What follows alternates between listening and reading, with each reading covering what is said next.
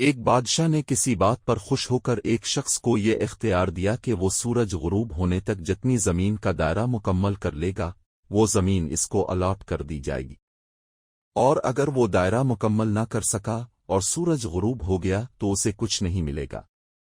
یہ سن کر وہ شخص چل پڑا۔ چلتے چلتے ظہر ہو گئی تو اسے خیال آیا کہ اب واپسی کا چکر شروع کر دینا چاہیے، مگر پھر لالچ نے غلبہ پا لیا اور سوچا کہ تھوڑا سا اور آگے سے چکر کاٹ لوں۔ پھر واپسی کا خیال آیا تو سامنے کے خوبصورت پہاڑ کو دیکھ کر اس نے سوچا اس کو بھی اپنی جاگیر میں شامل کر لینا چاہیے۔ الغرض واپسی کا سفر کافی دیر سے شروع کیا۔ اب واپسی میں یوں لگتا تھا جیسے سورج نے اس کے ساتھ مسابقت شروع کر دی ہے۔ وہ جتنا تیز چلتا پتہ چلتا سورج بھی اتنا جلدی ڈھل رہے ہے۔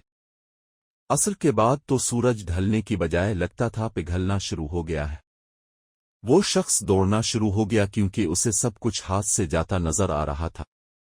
اب وہ اپنی لالچ کو کوس رہا تھا، مگر بہت دیر ہو چکی تھی۔ دوڑتے دوڑتے اس کا سینہ درد سے پھٹا جا رہا تھا، مگر وہ تھا کہ بس دوڑے جا رہے تھا۔ آخر سورج غروب ہوا تو وہ شخص اس طرح گرا کہ اس کا سر اس کے سٹارٹنگ پوائنٹ کو چھو رہا تھا اور پاؤں واپسی کے دائرے کو مکمل کر رہی تھے۔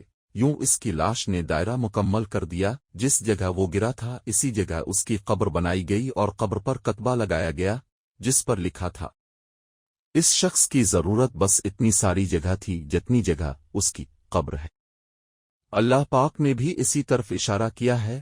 ترجمہ قرآن پاک۔ زمانے کی قسم، بے شک آدمی ضرور خسارے میں ہے مگر جو ایمان لائے اور انہوں نے اچھے کام کیے اور ایک دوسرے کو حق کی تاکید کی اور ایک دوسرے کو صبر کی وصیت کی۔ آج ہمارے دائرے بھی بہت بڑے ہو گئے ہیں، چلیے واپسی کی سوچتے ہیں۔ اللہ پاک ہمیں موت سے پہلے موت کی تیاری کی توفیق نصیب فرمائے اور خاتمہ بالخیر فرمائے، آمین۔